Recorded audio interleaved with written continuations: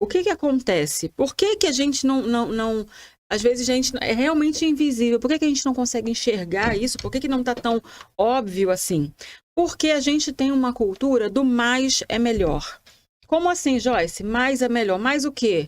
Mais atividade, mais agenda, agenda cheia, atividade de manhã, atividade de tarde, atividade de noite, segunda, quarta e sexta fazendo uma coisa, terça e quinta fazendo outra, sábado fazendo outra coisa. Então, assim, agenda da criança cheia, é aula em tempo integral, é inglês, é judô, é natação, é música, é reforço, é bilíngue, né? Lição de casa e ainda, com tudo isso, toda essa sobrecarga, ainda a gente espera um bom comportamento, né? Um comportamento ali perfeito, da criança calma, e às vezes a gente está vendo que isso não está condizente, não bate, né? Não tem como, a criança está muito, às vezes, esgotada e super atarefada. Um estudo publicado no Journal of Adolescent Health mostrou que alunos de escolas particulares em grandes cidades, inclusive cidades brasileiras, apresentam níveis de ansiedade 30% mais alto do que os alunos de escolas públicas, por conta da pressão de rendimento, das múltiplas atividades extracurriculares e por conta dessa demanda mesmo da escola pública, da escola particular, que é maior que a escola pública. A gente sabe, eu tenho, né, eu consigo mensurar mais ou menos, porque eu tenho pacientes, né, clientes meus lá no consultório, tanto de escolas públicas quanto de escolas particulares. E a gente vê, né, eu faço com as crianças mesmo aquele planner, né, da semana, a hora que acorda, a hora que vai dormir, a gente vai preenchendo ali e eu consigo notar uma diferença entre a escola pública e a escola particular. A gente sabe que isso até no rendimento ali nas provas, nos vestibulares, né, nos Enems da vida, na OBMEP, né, que é aquela Olimpíada de Matemática que a gente tem, aqui no Brasil, a gente sabe que as crianças ali de escolas públicas, elas têm menos demanda, né? E as escolas particulares têm um pouco mais de demanda, um pouco mais de pressão e essa coisa toda. Até por conta para poder fazer jus ali, às vezes, ao valor que está se pagando de mensalidade. Então, assim, tem essa questão também da ansiedade maior na criança da escola particular, né? Então, assim, é um impacto silencioso.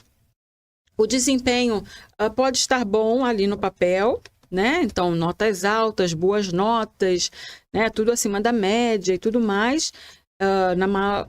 Enfim, uma média ali na escola, né, dos alunos. A gente sabe que existem alunos de escolas particulares que estão com rendimento ruim. Mas o custo emocional para as crianças é alto. As crianças estão ansiosas, inseguras, muitas vezes com baixa autoestima.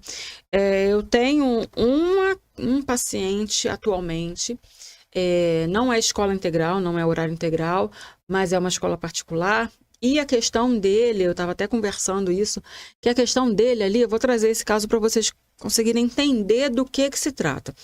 Um pré-adolescente, eu não lembro agora o ano, 7º, 8º ano mais ou menos, que ele está, e a questão dele é dificuldade de aprendizagem? Não, ele tem, a leitura que ele faz é que ele tem uma dificuldade, mas a escola, já conversei com a escola, não, ele não tem nenhuma dificuldade, não tem um TDAH, não tem um déficit de atenção, não tem uma dislexia, nada disso, né? A criança está ali bem, saudável. Porém, segundo um relato do irmão mais velho, que já está na universidade, mas também conversou comigo, ele falou assim, Joyce, sabe qual é o problema dele? Ele tem, né, como todo pré-adolescente, muito celular, tela, jogo, vídeo, e ali no jogo, no vídeo, é tudo muito rápido. Então ele está acostumado com esse ritmo um pouco acelerado das telas. E quando ele precisa sentar para estudar, o ritmo baixa. E ele fica ansioso, agoniado, que ele não aprende rápido. Igual ele aprende um jogo, igual ele termina uma fase do jogo e passa para outro. Então, assim, na hora de estudar, ele precisa lentificar um pouquinho o ritmo dele para poder ler, reler, ler em voz alta, circular, fazer anotação. E isso tudo é num ritmo bem mais lento do que o que ele está acostumado na tela. E ele fica ansioso. E ele já fala, não sei, não entendo, não estou conseguindo. E aí ele falou, né? O irmão falou, aí ele começa a se bater, se tremer, olha para o outro lado, olha para a parede, se distrai, porque ele não está conseguindo absorver aquilo naquela velocidade que ele está acostumado lá da tela. Então, assim, novamente, volta aí a questão da tela, do celular, do tempo de tela e tudo mais, né? Que aqui, no caso, está atrapalhando. Não é que ele não consegue ficar, não. Ele consegue. Ele para lá, ele larga o celular para poder estudar. Só que ele está acostumado com outro ritmo. Entende? Então, assim, é uma situação. E aí ele fica inseguro, ele fica ansioso e ele quer desistir. E ele fala, eu sou burro, eu não consigo, eu não aprendo. E aí...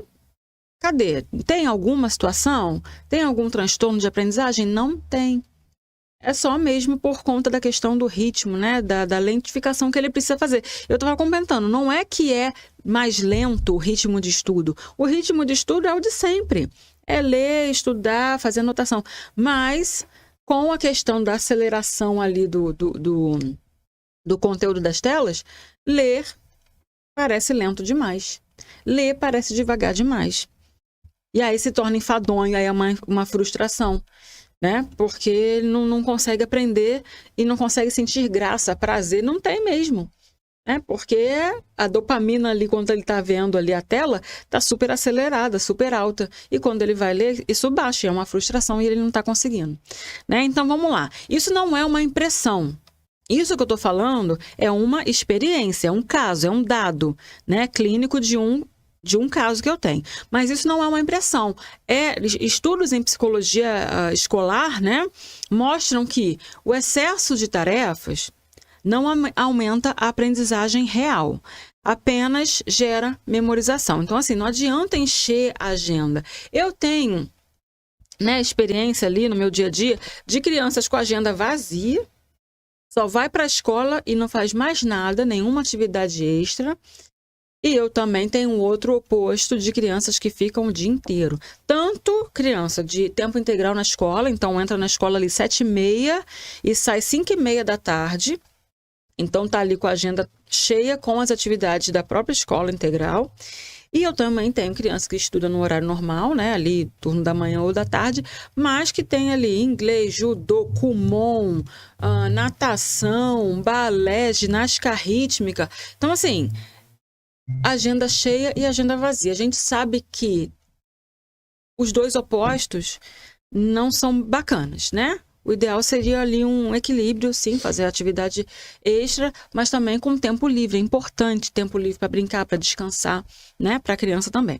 Então, assim, esse aumento de conteúdo, de demanda, de tarefa, não aumenta a aprendizagem real, né? O que a criança aprende, veja bem a diferença de aprendizagem e memorização. Aumenta, gera a memorização mecânica e acaba esgotando o vínculo com o conhecimento. Então, a criança se desvincula disso, de que o conhecimento é uma coisa importante. Ela não consegue olhar aquilo ali com um valor, como uma coisa que ela quer. Eu quero conhecer, eu quero aprender, eu quero saber. Não, é só uma coisa de memorizar, porque é tanto conteúdo, é tanta atividade, ela precisa parar de gravar isso aqui porque ela tem que fazer isso aqui. Entende? Nas outras atividades, na natação, no kumon e tudo mais.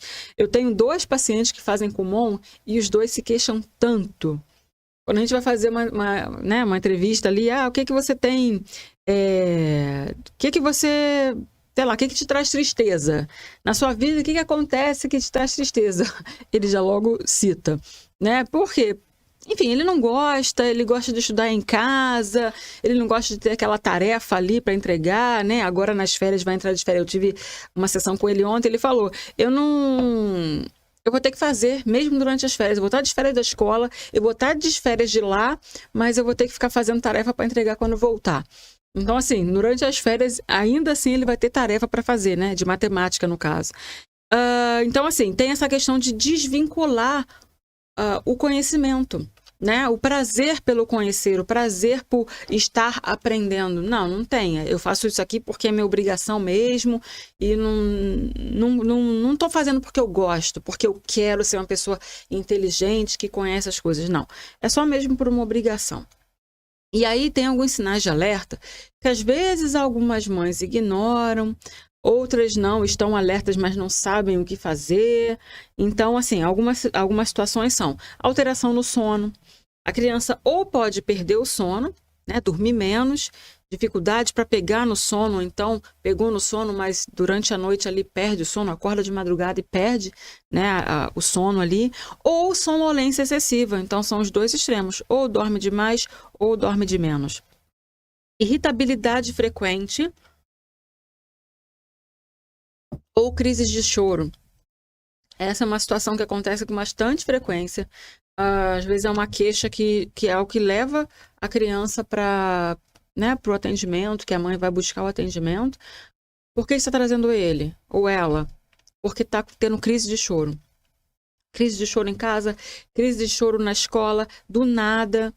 Né? O que aconteceu? Nada, só começou a chorar. E às vezes é um ciclo, né, que está acontecendo ali de irritabilidade que a criança não está sabendo verbalizar o que está acontecendo. Né? E aí a gente vai... eu, né, quando eu vou fazer a entrevista, eu vejo como que está essa rotina, o que faz de manhã, o que faz de tarde, o que faz de noite, que hora que dorme, que hora que come, o que está comendo. Então, ali, quando eu vou fazer aquela entrevista, eu vou vendo o que está acontecendo. E muitas vezes eu vejo, né, na hora de preencher ali a agenda da criança durante o dia, durante a semana, não tem um espaço para quase nada, né? O espaço que tem, às vezes, é para comer, para se arrumar, para tomar um banho e de deslocamento entre uma atividade e outra. Sai da escola, toma banho, vai para a aula particular, se desloca para ir para o judô, se desloca para ir para a psicóloga, se desloca para ir para o inglês e chegar em casa, jantar e dormir. Né? Então, assim, criança também precisa de tempo livre. Outro sinal de alerta, queda no apetite ou comer compulsivo. Vocês estão vendo que existem os opostos aqui, os extremos? Ou a criança perde o sono ou ela dorme demais. Ou a criança perde o apetite ou ela come demais. Tudo isso são sinais que a família, que as mães, os pais precisam estar atentos, que pode ser um sinal de que tem alguma coisa ali diferente, né? Queixas físicas, dor de cabeça, dor na barriga, né? Às vezes ele não sabe dizer, às vezes é dor no estômago, né? Ou então até uma diarreia mesmo, no nervosismo em situação de prova, ou então de atividade mesmo, né? Na sexta-feira, às vezes a criança já está esgotada, não quer mais saber de nada. Algumas falas que a criança solta, eu não aguento mais, eu não quero ir amanhã. Né? Então, às vezes, falando sobre a escola, eu sou burro. Esse menino, ele tem essa fala, eu sou burro, eu não faço nada certo, eu não consigo aprender. Então, assim, esse é um caso real que eu estou falando para você. Tem um outro caso também, que aí é específico para questões de prova, né? Que o menino, em épocas de prova, ele entrava numa ansiedade, que ele é branquinho, ele ficava sem dormir e a olheira aparecia logo. Joyce ficou sem dormir porque tá chegando prova. Eu tô acompanhando esse menino já tem alguns meses, deve ter uns 3 meses. E ele tá em prova agora. E ele chegou falando, tia, eu tô conseguindo. Antes eu ficava nervoso antes da prova. Aí teve um dia que ele falou, tia, eu tô ficando nervoso agora só na hora da prova. E aí, essa semana agora, né, ele chegou na sessão de terça-feira, ele chegou falando, tia, eu tô conseguindo agora ficar mais calmo, me acalmar, respirar aquilo que você me ensinou na hora da prova. Então, assim, e tem algumas matérias que ele tem mais dificuldade, quando ele fica um pouco mais ansioso. Mas, assim, nada que tenha um resultado ali de nota ruim. Não. As notas dele são boas em todas as matérias. Mas ele ficava ansioso porque ele se achava burro, ele achava que ele ia esquecer. Veja bem, com notas altíssimas, ele se sentia burro e ele achava que ele ia esquecer do nada. Estudou, aprendeu, fez tarefa, tudo certinho. E na hora da prova ele achava que ele ia esquecer. E realmente pode acontecer.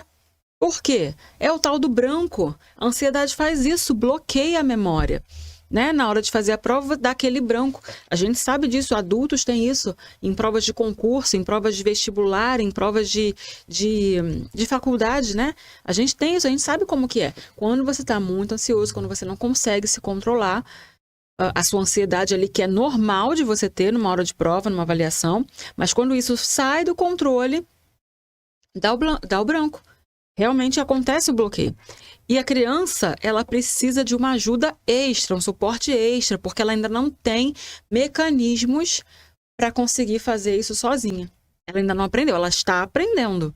Mas ali, na hora de fazer aquela prova ali no 3º ano, com 8 anos de idade, com 9 anos de idade, ela ainda não tem essa ferramenta toda, ela está aprendendo. Então, eu estou aqui para ensinar você, que é mãe, a ajudar o seu filho, dar essas dicas, né, para ele, ó, na hora da prova, na hora da apresentação, né, na hora dessas atividades todas que demandam um pouquinho mais da sua atenção e que realmente geram um pouquinho de ansiedade, uma ansiedade normal, para você conseguir se controlar, para que essa ansiedade fique realmente dentro do nível normal ali.